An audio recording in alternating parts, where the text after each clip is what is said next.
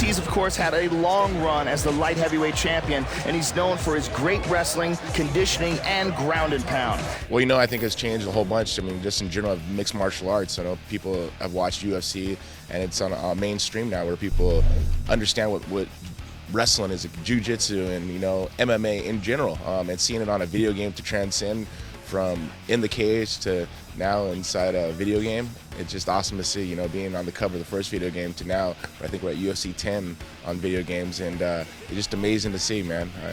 I know I've kind of laid the ground and infrastructure for all the fighters, being a character in the cage, and now it's on a video game. It's awesome, you know, my son gets to play it, and it's very cool, and I play it myself. Coming up next, a light heavyweight showdown between the Huntington Beach bad boy, Tito Ortiz, and the ultra-popular Huntington Beach bad boy, Tito Ortiz.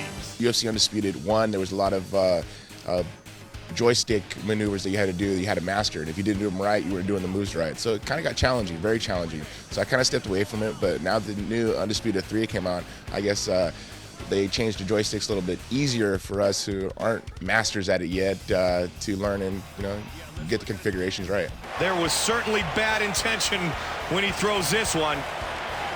You know, I think fighting in the cage is always harder than anything. But it's not really the fighting in the cage that is the hardest. The training is what's very, very hard. Concentrate on honing your skills.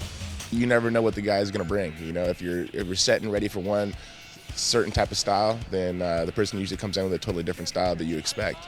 And that's the way I've always trained, you know. People expect me to do one thing and I do something totally opposite, and that's what changes the game. And just shook it off like nothing happened. You know, I think the biggest change is just the viewing of it. You know, the exact characters, the way they look, the way they move. You know, my body frame on exactly like mine, it trips me out. You know, my big head, of course, it has exactly the same size. No. You know, I think just the technique in general. You know, the first game that came out, there wasn't many techniques that you could do. Now is, you know, they got throws, arm bars, Japanese whiz. I mean, there's all kinds of different wrestling moves and submission moves that you can do. And I think that makes it so intriguing for the game players to play. Looking for an arm triangle. You know, of course, building my clothing company, Punishment Athletics. I got a new nutrition line, Punishment Nutrition. I just opened a new gym in Huntington Beach, Punishment Training Center, and plan on, you know, kind of branch them out throughout the United States, possibly. That and doing some theatrical stuff, you know, possibly doing some action films. You know, I got to do the acting classes, put my same heart as I did into fighting, into the theatrical side of it, and possibly that'll be the next step for me.